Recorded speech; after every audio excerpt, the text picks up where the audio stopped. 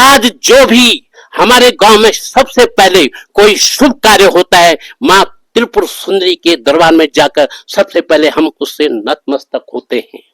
नल और दमयंती का कभी किसी जमाने में जो है नल और दमयंती का राज्य था, जिससे नाला गांव प्रख्यात है। मैं पहुंचा हूं, आप ये देख पा रहे होंगे तस्वीरों में, माँ त्रिपुर सुंदरी ललिता माई के मंदिर में। तो आज जानने की कोशिश करेंगे कि आखिर इस मंदिर का क्या महात्मा है। तो यहाँ के जो पुजारी हैं, जो स्थानीय लोग हैं और जो माँ त्रिपुर सुंदरी में आस्था रखते हैं, उनसे जानने की कोशिश करेंगे कि यहाँ का महात्मा है क्या। ललिता मैया की जय, बोल जाग देवता की जय। नल और दमयंती का कभी किसी जमाने में जो है नल और दमयंती का राज्य था, जिससे नाला गांव प्रख्यात है। और उन्हीं के कारण से यहाँ पर माँ जगदम्बा का जो है स्थान बना। जब नल राजा और दमयंती नल ग्राम में जो है वास करते थे, तो उनका नित्य प्रिय मंदाकिनी के नाले कुंड, जी हाँ, हमेशा नल कुंड में जो है स्नान किया करते थे। तो उससे हजारों वर्ष, कई वर्ष जो है बीत गए।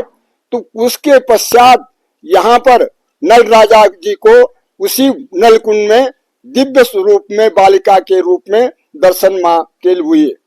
उसके पश्चात नित्य उनका वही कार्यक्रम था, वो नित्य स्नान करने के लिए जाते थे और नित्य माता जी के रूप का दर्शन करके और नित्य अपने स्थान में आते थे। कुछ समय बाद उनके घर वाली दमयंती को पता चला कि नाला राजा जो है वहां पर किसी लड़की से जो है मिलते हैं और तब यहाँ आते हैं।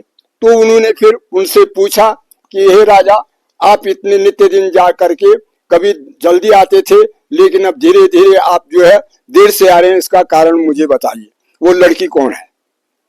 तो फिर हाँ, तो नाला राजा संकोच के मारे उन्होंने कहा, इसको तो जो है इसका विनाश का दिन आ गया है, मुझे जो है माँ के जो है दर्शन है, एक लड़की है, मैं तुमसे कहना चाहता था, लेकिन संकोच के मारे कुछ नहीं। वो आती है और मुझे दर्शन देती जाती है और उसके पश्चात वो फिर लोप हो जाती है। तो इससे चलते कार्यक्रम चल करके उन्होंने उनको कहा कि चलो तुम भी मेरे साथ चलो और देखो उस लड़की को, वो कौन है और क्या है, अच्छा, और कहाँ जा रही है। तो वो भी चली। तो वहां नलकुंड में गए। तो नलकुंड में जाने के पश्चात वहां पर लड़की तो राजा को दिखती, राजा उसको देखते, लेकिन वो देख ही नहीं पाती। तो काफी उनने कहा, बताओ ये है लड़की, ये कौन है। तो ये तुमसे पूछना चाहता हूँ कौन है। वो कह रही मैं देख ही नहीं रहा हूँ। तो आखिरी फिर आने के पश्चात उसको जो है अपना जो है वो जो ज्ञान था उसका, जो उसके मन में जो घमंड था वो दूर हो गया। तो उसने कहा कि अब तुम जो है नित्य इसी से रहते हो। तो वो फिर यहाँ उनके आपस में मनभेद होने के पश्चात उन्होंने जो है उनसे स्थान दे दिया यूण गांव। अच्छा, वो अभी भी मौजूद है और यहाँ पर अपनी समाधि लगा दी। तो उसी समय से यहाँ पर माता ललिता का जो है निवास स्थान बन गया, उनकी स्थापना की और यहीं पर उनका मोक्ष हुआ। स्थानीय ग्रामीण नाला के रहने वाले हैं गजपाल सिंह भंडारी जी हमारे साथ मौजूद हैं। इनसे भी जानने की कोशिश करेंगे कि आखिर माँ त्रिपुर सुंदरी ललिता माई मंदिर का क्या महात्मा है। सबसे पहले भंडारी जी, आपका हार्दिक स्वागत और अभिनंदन है। तो हम जानने के लिए आए हैं कि माँ त्रिपुर सुंदरी जो यहाँ पे मंदिर है, प्राचीन मंदिर है, यहाँ पे इसका महात्मा क्या है। सबसे पहले मैं आप लोगों का शुक्रगुजार हूं कि जो हमारे मंदिर के बारे में और आगे हर आदमी को इसके बारे में जो जानने की इच्छा रखने के लिए आपने हम जैसे लोगों को चुना है। तो मैं सबसे पहले जहाग पहाड़ी न्यूज चैनल का आभार प्रकट करता हूं। तो कहने का मतलब है, सबसे पहले जो हमारा इस मंदिर का महत्व है वो सबसे पहले ये जो हमारी माँ त्रिपुर सुंदरी ललिता माई है, अर्थात तीनों लोकों में जो सब द्रव्यों में सुंदर है, दिव्य सत्य है, वो है हमारी माँ त्रिपुर सुंदरी ललिता माई। और इसके बारे में कहा गया है, ब्रह्माणी कमलेंद्र सौम्य बदना माहेश्वरी लीलिया कौमारी रिप दर्द नाश करी चक्रायुधा वैष्णवी बाराही घन घोर घुरमुखी चंद्री बरजायुथा चामुंडागर नाथ रुद्र संहिता रक्षन्तु नो मातरो। अर्थात हमारी माँ त्रिपुर सुंदरी जो ब्रह्म लोक से स्वयं आई हुई है और समस्त संसार का जिसने उद्धार किया है वो माँ त्रिपुर सुंदरी ललिता माई है। और मैं ज्यादा न कहते हुए यही कहूंगा कि आज जो भी हमारे गांव में सबसे पहले कोई शुभ कार्य होता है, माँ त्रिपुर सुंदरी के दरबार में जाकर सबसे पहले हम उससे नतमस्तक होते हैं। और हमारी माँ त्रिपुर सुंदरी के बारे में यही है कि जब भी हमारा गांव के लोग कहीं भी जाते हैं तो वो हमारी अप्रत्यक्ष नहीं प्रत्यक्ष रूप में हमारे साथ चलती है। और मैं ज्यादा न कहते हुए यही कहूंगा माँ त्रिपुर सुंदरी जो है सबकी जो है कष्टदायिनी है। माँ ललिता माई के जो पुजारी हैं विष्णु दत्त चमोला जी हमारे साथ मौजूद हैं, इनसे भी जानने की कोशिश करेंगे कि आखिर यहाँ का महात्मा क्या है। विष्णु दत्त चमोला जी, सबसे पहले तो जाग पहाड़ी चैनल पे आपका हार्दिक स्वागत और अभिनंदन है। मैं आज पहुंचा हूं यहाँ पे, बहुत प्राचीन मंदिर है, सुना है माँ त्रिपुर सुंदरी ललिता माई के मंदिर में प्रांगण में, तो आप यहाँ के पुजारी हैं, तो थोड़ा हमारे दर्शकों को आप बता दें कि यहाँ का महात्मा है क्या। सर्व मंगल मांगल्ये शिवे सर्वार्थ साधिके शरण्ये त्र्यंबके देवी मां नारायणी नमस्तुते। कहा जाता है कि यहाँ कभी राजा नल का राज हुआ करता था। अच्छा। हाँ जी, तो राजा नल का राज हुआ करता था और नीचे है नलिया कुंड, त्रिवेणी घाट है, एक माधव नदी, एक मंदाकिनी और एक गुप्त गंगा सरस्वती निकलती है। तो वह त्रिवेणी घाट है, वही है एक बहुत बड़ा नलिया कुंड है जहाँ राजा नल जो है स्नान करने जाते थे। और एक दिन जो है कन्या के रूप में उनको जो है माँ ने दर्शन दिए। तो राजा नल ने बहुत वर्षों माँ की सेवा की, जो कि राजा नल ने उनको यहाँ पर स्थापित किया। यहीं ऊपर नलेश्वर महादेव है जहाँ राजा नल की तपस्थली है, जहाँ नल राजा ने तपस्या की, जहाँ नल राजा को शंकर भगवान ने दर्शन दिए थे। और यही जहाँ दमयंती को डाला था, ये आधे किलोमीटर आगे यूण गांव है, वहां दमयंती की समाधि है, दमयंती की तपस्थली है। हाँ जी, और इसीलिए नाला गांव पड़ा, इस गांव का नाम नाला गांव पड़ा है जी। हाँ, ये नल राजा के उससे इस गांव का नाम नाला गांव पड़ा है। और अंत में कहा जाता है कि बहुत वर्षों राजा नल ने माँ की सेवा की और अंत में जो है यहाँ पर समाधि ले ली। ये तो ये राजा नल की समाधि है। और हाँ, ये कहा जाता है कि जब कभी क्या हुआ कि बाद में जो है राजा नल के मन में जो है गलत भाव आ गई और इसी में दमयंती और राजा नल में जो है अनबन चलने लगी। तो राजा नल ने जो है दमयंती को वहां दे दिया और पुत्र को डाल दिया उधर जहाँ दो गधे रहते हैं, एक नर एक खैर, जहाँ पुत्र को डाला था। तो महाराज कहा जाता है कि कभी वो पानी लगाने से कुष्ठ रोग साफ होता था। हाँ जी, जहाँ राजा नल ने पुत्र को डाला था। अच्छा। हाँ, तो आपने देखा होगा कि हर मंदिर का मुंह जो है उत्तर और पूरब है, तो माँ का मुंह जो है पश्चिम है। बिल्कुल। कहा जाता है कि जब माँ आ रही थी, जब माँ ने मोहिनी रूप धारण किया था यहाँ पर, जब माँ का मुंह जो है ऊपर को था, तो माँ ने मोहिनी रूप धारण किया और राजा नल के मन में जो है गलत भाव आ गई। तो गलत भाव आ गए तो वो तो अंतर्यामी है, माँ को पता चला, माँ ने जो है वरदान दिया। जब माँ विकराल रूप धारण किया तो माँ ने वरदान दिया, कुष्ठ रोग हुआ। तब राजा नल को जो है कुष्ठ रोग हुआ था। अच्छा। हाँ जी, माफी मांगी, शरणागत हुए और यहीं पर समाधि ले ली। की तस्वीरों में देख पा रहे होंगे, ये पुजारी जी बता रहे हैं कि नल की समाधि है। और अभी जो चाचा जी बता रहे थे कि ये पूरा ये मिट्टी से दबा हुआ था और बाद में इन्होंने इसकी खुदाई करके ये इस प्रकार का जो यहाँ पे स्ट्रक्चर आप देख पा रहे होंगे, ये नल की समाधि है। और जानने की कोशिश करेंगे पुजारी जी और कुछ।